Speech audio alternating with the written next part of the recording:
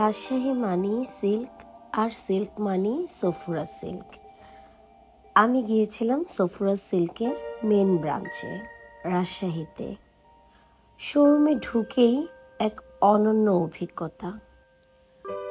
ওদের রিসেপশনটা ছিল এতটা সাজানো গোছানো যে মেন ডিসপ্লে সেন্টারে যাওয়ার আগে এখানেই অনেকটা সময় কাটিয়ে দেয়া যায়। রিসেপশনের পাশে একটা দারুণ এলিগেন্ট লাউঞ্জ রুম আছে, যেখানে ক্লায়েন্টদের বসিয়ে আরাম করে কথা বলা যায়। পুরো পরিবেশটা এক কথায় চমৎকার। আমি এবার মেন ডিসপ্লে দেখার জন্য রওনা হলাম সেকেন্ড ফ্লোরে। ওদের সেকেন্ড ফ্লোরটা হচ্ছে বিশাল বড়। এইখানে দাঁড়ালে এই মাথা থেকে ঠিক ওই মাথা ঠিক মতো দেখা যায় না, এতটা বড়। আমি আগে থেকেই ঠিক করে এসেছি যে আমি শাড়ি কিনবো, কারণ গতবারও আমি এখান থেকে শাড়ি কিনে নিয়েছি। ওদের এক একটা শাড়ি একটা চেয়ে আরেকটা বেশি সুন্দর। আমি আসলে বুঝতেই পারি না কোনটা রেখে কোনটা কিনবো। তাই এবারও ঠিক করেছি আমি শাড়ি কিনবো। তাই কয়েকটা শাড়ি আমি পছন্দ করে গায়ে ধরে ধরে দেখে নিচ্ছি কোন শাড়িটা আমি নিব। সবগুলো শাড়ির মধ্যে আমার 2 থেকে 3টা শাড়ি বেশি পছন্দ হয়েছে। এই শাড়িটা আমার বেশি ভালো লাগছে, এটা তো আমি নিবই।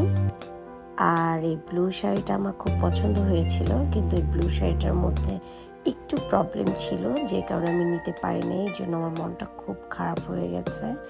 আর এর আগে আমি একটা হালকা পিঙ্ক টাইপের শাড়ি দেখিয়েছি, ওই শাড়িটা আমি নিয়েছি। আর কাফি শাড়িটা নিয়েছি। আমি 2টা শাড়ি নিয়ে পাঞ্জাবি সেকশনে চলে আসলাম।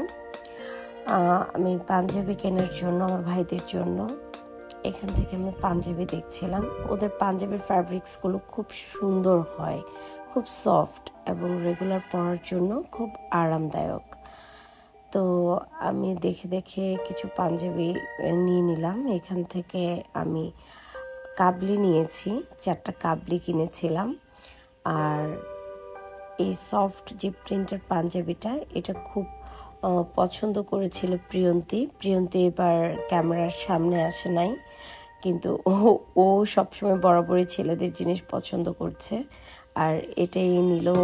তো এই পাঞ্জাবিটা ওর জন্য নিলাম। কাবলিও কিন্তু ও নিয়েছে, এই কাবলিটাও ও নিয়েছে, কিন্তু খুব সুন্দর লাগছিল ও পরার পরে। এবারের মতো আমার শপিং শেষ হয়ে গেল, আর আমি খুশি খুশি শপিং করে বাড়ি চলে আসছিলাম। আরেকটা কথা বলে রাখছি, রাজশাহী আবার আসলে আবার কিন্তু আমি সফুরাতেই আসবো, কারণ সফুরাতে না আসলে আমার রাজশাহী আসাটা ঠিক পরিপূর্ণ হয় না।